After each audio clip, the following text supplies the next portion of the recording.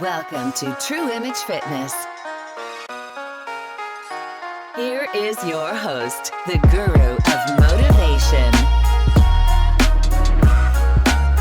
Vance Daniel.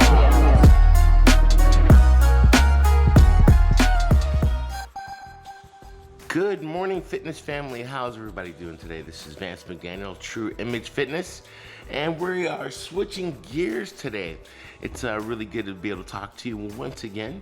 I hope you enjoyed this series on self-love and what it means to apply self-love in terms of health and fitness and nutrition in a world that is just rife, full of influence and things of that sort. So we're going to be switching gears today, and we're going to be talking about family fitness over the next few days. And today I thought it'd be a really good idea to start with nutrition, because I think nutrition is one of the most important things when it comes to health and fitness. You can go to the gym, you can work out, you can live an active lifestyle, but you cannot out-train bad nutrition. And a lot of times we have bad nutrition and we don't even realize it because we just don't understand what our numbers are. And what I mean by that is, do we really understand what our caloric requirements are as individuals on a daily basis? And therefore we tend to overeat because really it's about filling up a plate and eating what's on our plate.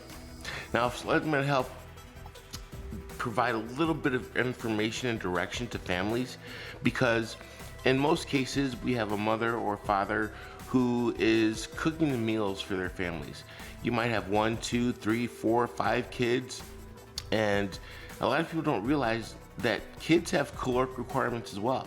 For instance, children between the ages of 6 and 12 have a caloric requirement of 1,600 to 2,200 calories a day, depending on their levels of activity.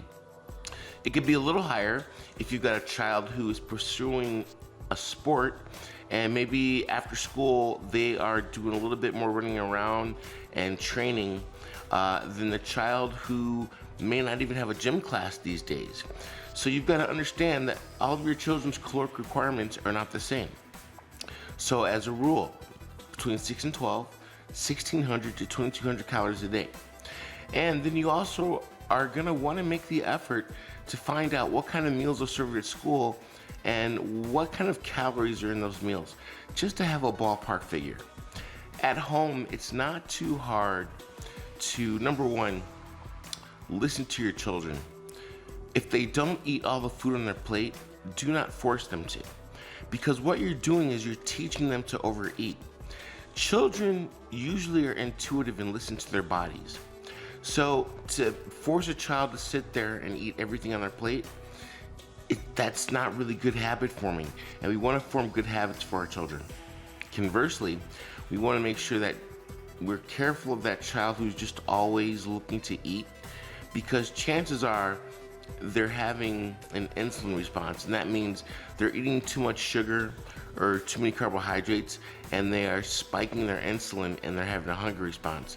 So what can you do as a parent in order to help mitigate and balance your children's nutrition?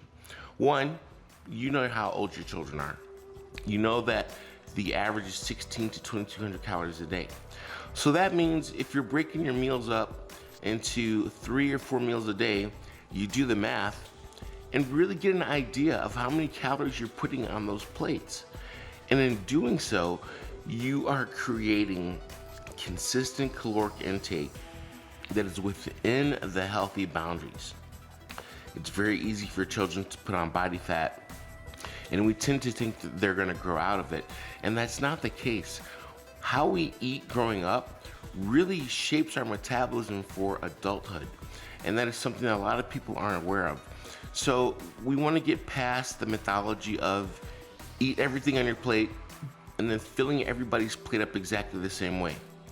Now, what you can also do, and this is a great opportunity to teach, because we don't want to set up competition at the dinner table.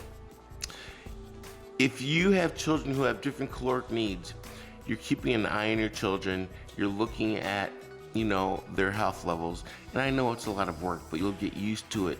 And it's very, very important, because just like their education, just like the social skills that you're teaching them, teaching them to eat properly is just as important, if not more so, because we want to avoid health issues in the future. But kids like to compete. Oh, he's got more than I do. She's got more than I do. What we do is we strategically plate their foods so things look fair and equal. Even though one child might have 100 more calories, but the differences shouldn't be so big when they're younger. It's not until they start to get into the older age range where you really need to start to make sure you're understanding how much food's on their plate and teaching them about proper nutrition, teaching them about the health benefits so that they are participants. They shouldn't just be along for the ride. And again, it is something that you've got to develop in terms of communication early on, because if children understand the importance of food from a young age, they're going to take that and carry that into their adulthood, into their teenage years, their athletic years, into their adult years. And if you're grooming an athlete, their caloric requirements are going to be a little bit different. And it's something that you want to be aware of. If they're going to be at school longer, you might want to send them a complex carbohydrate and a protein and something to drink so that they can have that before their sporting activity. I trained ice skaters for a long time, and they would get up at 4 o'clock in the morning to be on the ice. So there was an extra meal that had to be planned for those children, and those parents were amazing, really keeping up with what they had to do in order to help those athletes pursue their careers, their young careers in athleticism. And I think it's a beautiful thing. But you having an understanding of what children need, your children need, goes a long way to help them succeed both in sports and in life. When they go to school, they need those complex carbs in order for their brains to function at 100%. They don't want to be eating too many sweets so that they spike their insulin and they're falling asleep in class. So really understand that well-balanced meals, spaced out throughout the day, falling between that 1600 and 2200, age 6 to 12. And as children get older, put on more muscle mass, maybe their caloric intake needs might go up.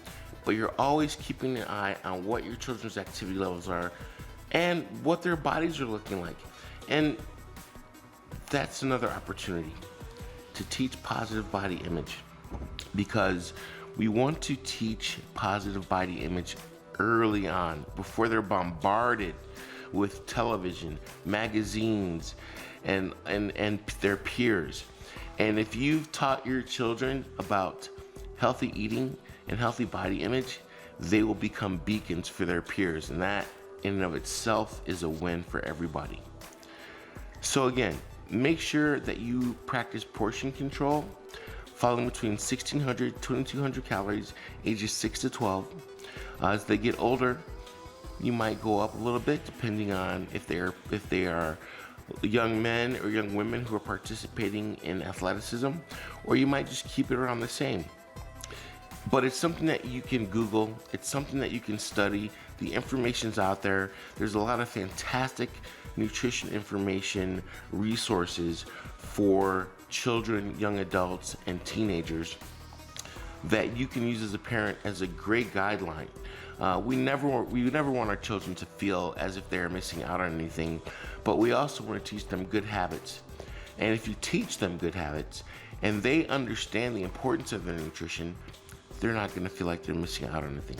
So as parents, do a little bit of homework, understand your children's caloric needs, participate in knowing that you need to space those meals out, be active in understanding what they're serving at school lunch, and understand what those calories are, so that at the end of the day, you're not providing too many calories. And at the beginning of the day, they're starting with the right amount of calories. And when they go off to school, the school lunch that's provided will fill in the gaps. And it'll make your children happier, healthier, and more productive. I hope this helps. We'll be talking a little bit about family fitness and exercise in our next chat. Get up, get out, get moving. Do something good for yourself. Hang loose and stay fit, and I'll talk to you soon.